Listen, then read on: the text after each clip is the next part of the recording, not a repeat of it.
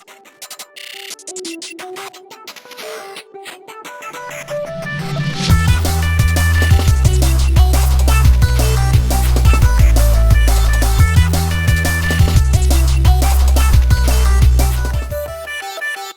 proyecto seleccionado para Intransit, para esta edición 2015, se llama Lugar de Trabajo y básicamente es una escenografía en la que yo recreo un escritorio, como puede ser el escritorio de una habitación o de una oficina, en el que propongo un archivo en formato vídeo con capturas de pantalla y diferentes imágenes que yo he ido encontrando en la web sobre movimientos políticos sociales que han tenido una repercusión en la realidad y que han estado basados y su estructura se ha organizado en Internet. Entonces, a partir de ahí, lo intento hilar un poco con el concepto de ciberutopía generado en los años 70 y cuáles son los vestigios en la era contemporánea y, sobre todo, cómo nosotros nos posicionamos como individuos y como agentes dentro de esas redes sociales. El papel de lo performativo en mis obras yo creo que precisamente es como lo más importante de todo. O sea, en el momento que una persona se involucra con lo que está pasando ahí es cuando para mí se activa la obra. En el fondo yo lo que estoy haciendo es poner ciertas circunstancias para generar cuestiones, para ver si el espectador interactúa de una forma u otra. A mí lo que me interesa es la experiencia individual que surge en torno a eso, ¿no? O sea, las conversaciones que pueden llegar a surgir después, las reflexiones. Yo creo que la ciberutopía es un concepto que tiene que estar en constante renovación. O sea, cuando hablamos de ciberutopía hoy en día no estamos hablando de Silicon Valley o la ideología californiana de los 70, ni tampoco estamos hablando de los movimientos hippies, pero sí que estamos hablando de algo que ha tenido mucha influencia en cómo comprendemos la política hoy en día, ¿no?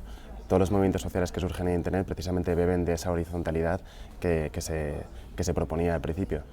Ito Steyer es un gran referente para mí. Ryo Ikeda también me parece muy interesante el trabajo que hace. Hay un videoartista que se llama Glitcher, que también me gusta mucho el formato de sus vídeos. En general, todas las corrientes de New Aesthetic y de Glitch en Internet las suelo buscar día a día para intentar ver un poco más lo que se está haciendo, ¿no? En el fondo, mis referentes son más meterme en Internet, buscar en Tumblr, buscar en Instagram y a partir de ahí generando un contenido.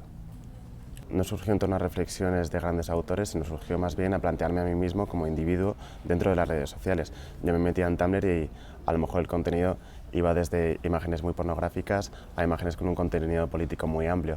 Entonces, a partir de ahí se establece como una diferencia entre todo el contenido que se genera en la web, ¿no?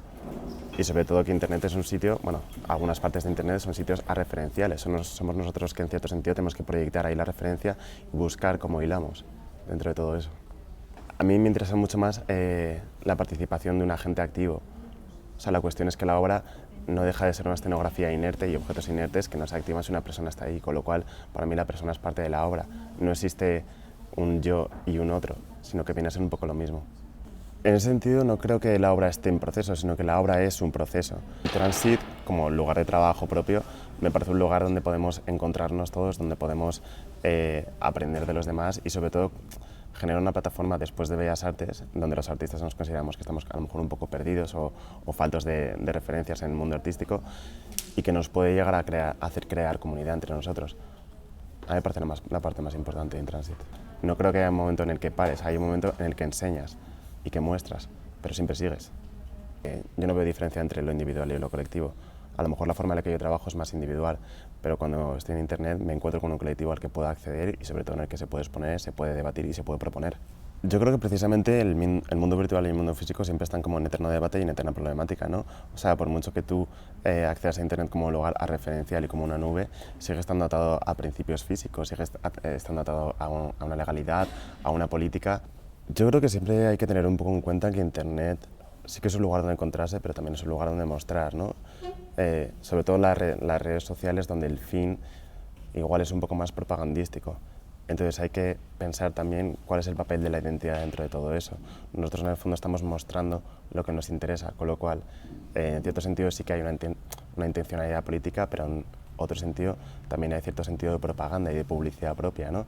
Y sobre todo de una idea de historia mucho más relacionada con el concepto de rizoma que con una temporalidad lineal, ¿no?